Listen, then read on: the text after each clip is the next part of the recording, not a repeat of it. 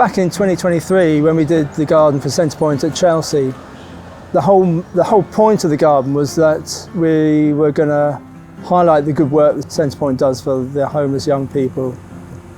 And to do that, we had this idea of an old house that had been ruined, and we had all the weeds creeping in and recolonising the garden. And that was sort of a metaphor for Centrepoint's good work in mending people's lives together. We brought a lot of those plants back here, but in order to make it a little bit more interesting and thinking of long-term interest, we've introduced more ornamentals. Some of the plants that will find their way into the garden, like the weeds, the nettles, buttercups, dandelions, we'll leave some of those to express themselves in this garden because it reminds us of the Chelsea garden last year and the good work that Centrepoint does in mending people's lives.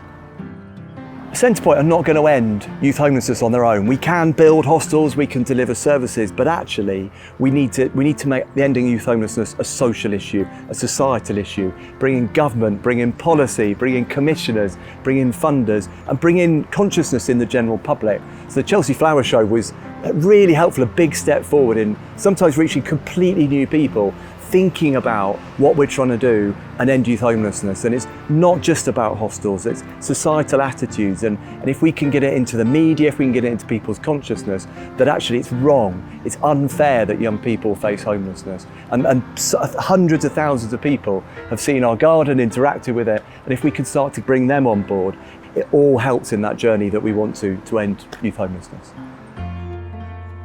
If only one person here got the gardening bug, that would be amazing, because it means one life then has a focus.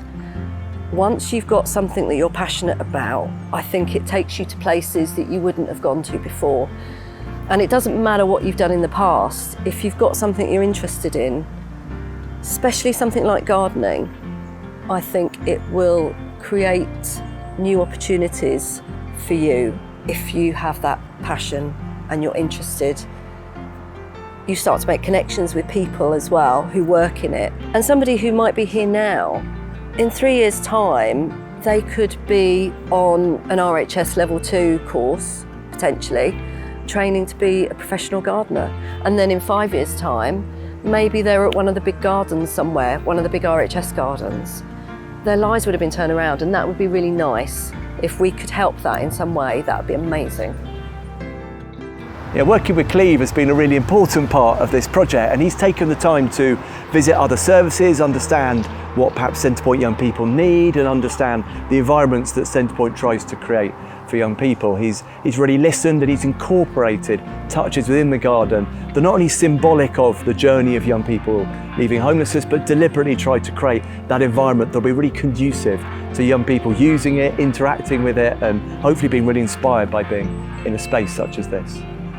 So while this garden is really special, it is symbolic of the environments we try and provide in all our Centrepoint services, and we use it to engage young people. We use it to develop life skills, to have the responsibility of looking after it. But we also do key working here. Key working is often less effective if you simply sit down with a young person for an hour, hour and a half and go through paperwork in a sterile room. We like to create an interactive space and a really safe space, and this garden is a wonderful platform for doing that and having those really impactful, meaningful conversations with the young people as we hopefully inspire and set a path towards a successful adult life.